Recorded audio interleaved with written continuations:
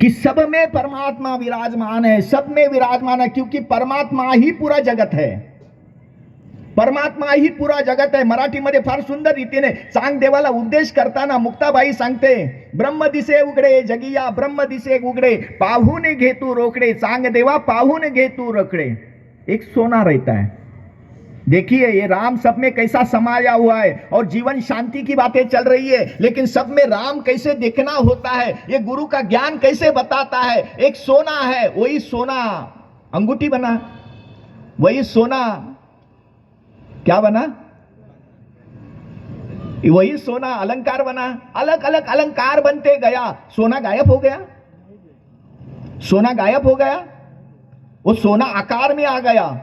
अभी आकार में है तो भी सोना है ही ना. अभी आकार सारे जेवर एकत्रित कर लो और उनको पिघला दो, सोना किधर जाएगा. आकार चला गया लेकिन सोना.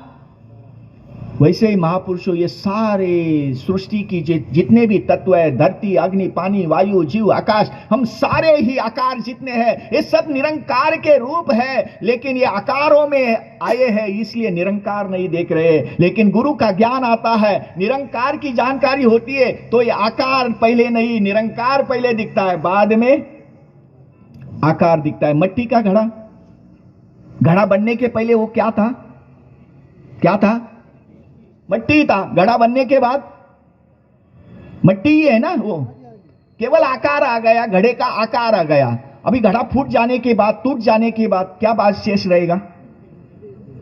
वैसे ही सारा जगत इस परमात्मा से उपजा, इस परमात्मा में विचरण कर रहा है.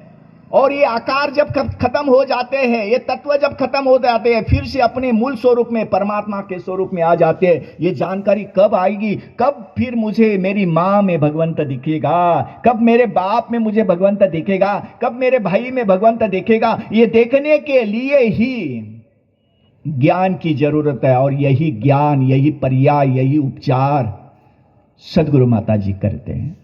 एक काल्पनिक कथा, 4 अंधे सोच रहे थे कि परमात्मा ने हमें दृष्टि नहीं देखी, लेकिन चाहत बहुत है, हाथी को देखना है हमें. रामकृष्ण परमहंस जी ने अपने अनुयायियों को यह कहानी बताई, लेकिन बहुत गहरी कहानी है. साधारण सी लगती है महापुरुषों, लेकिन बहुत गहरी कहानी है. कितना बड़ा उपचार बताया है इसमें. वो 4 अंधे सोच रहे कि हमें हाथी को देखना है, हाथी को देखना है. किसी ने कहा कि भाई हाथी ना ऐसा होता है वैसा होता है. वो अपने अपने हिसाब से सोचने लगे, लेकिन पता नहीं चल रहा, अनुभव नहीं हो रहा हाथी कैसे होता है. और कैसे देखेंगे भी कैसे, आंखें नहीं है, दृष्टि नहीं है, दृष्टिहीन है, तो कैसे देखेंगे कैसे हाथी को. तो एक ने कहा चलो भाई इनको हाथी के पास ही लेके चले जाते हैं. हाथी के पास लेके गए. एक बंदा पीछे से गया, उस पूंछ को पकड़ लिया. उसने केवल पूंछ को स्पर्श किया, क्योंकि अंधे को स्पर्श का ज्ञान ज्यादा होता है. तो उसने पूंछ को स्पर्श किया और कहने लगा कि हाथी है ना एक रस्सी जैसा है. किसी ने उसके पैर को स्पर्श किया, हाथी कहता है खंबे जैसा है. किसी ने उसके कान को स्पर्श किया, कोई कहता है कि हाथी है ना वो सुप्र जो रहता है ना सुपली जैसा है. चारों ने अपने अपने दिमाग से सोच विचार किया कि सच बताओ क्या हाथी रस्सी जैसा है, हाथी खंबे जैसा है. हाथी जैसा होता है. हाथी ना खंबा है, हाथी ना रस्सी है, हाथी ना सुपली है, फिर भी हाथी कैसा है कैसा देखना है. तो भाई कुछ मत करो इनको, चलो मेरे साथ इन 4 लोगों को लेकर डॉक्टर के पास गए. आंखों का इलाज किया, दृष्टि आ गई. अभी जाकर हाथी के सामने खड़ा कर दिया. अभी क्या बोल रहे, हाथी कैसा है, हाथी जैसा है. वैसे परमात्मा के बारे में हमारी सोच अलग अलग बन गई है. ये हिंदू का परमात्मा, ये मुस्लिम का अल्लाह, ये इसका परमात्मा, ये उसका परमात्मा, ये सारे आकार है, ये नाम उसके है, इसके नाम है, उसके ना. सोच में पड़े हम अंधे हैं. इसीलिए दास ने जो शुरुआत की थी ना, यही शुरुआत की थी. अंतरात्मा से हम जगे नहीं है, बाहर की दुनिया से तो जग गए, लेकिन अंतरात्मा से जगे ने. परमात्मा के बारे में जितना कुछ लिखा गया है, लेकिन फिर भी कुछ भी ज्ञान हमको नहीं है, क्योंकि हमने कभी उस ज्ञान को हासिल करना चाहा ही नहीं है. और निरंकारी मिशन कहता है उस ज्ञान की हासिलत ही आपको शांतिमय जीवन प्रदान कर सकती है.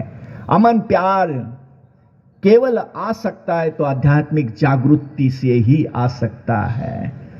महापुरुषों, दया करो, कृपा करो।